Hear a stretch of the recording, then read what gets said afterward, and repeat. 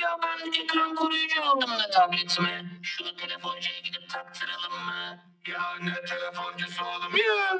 Ben takarım. Telefoncu şimdi para mara ister. Ver ben takarım. Al bak ne güzel oldu. Tamam.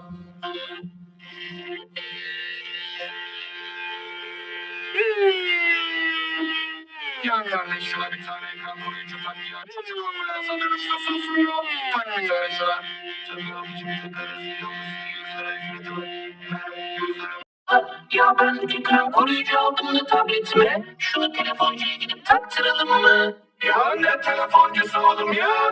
Ben takarım. Telefoncu şimdi para mara ister. Ver ben takarım.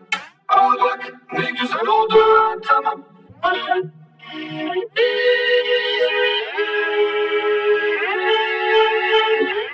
Ya kardeş şuna bir tane ekran koruyucu tak ya. Çocuk ambulansa dönüşte susmuyor. Tak bir tane şuna.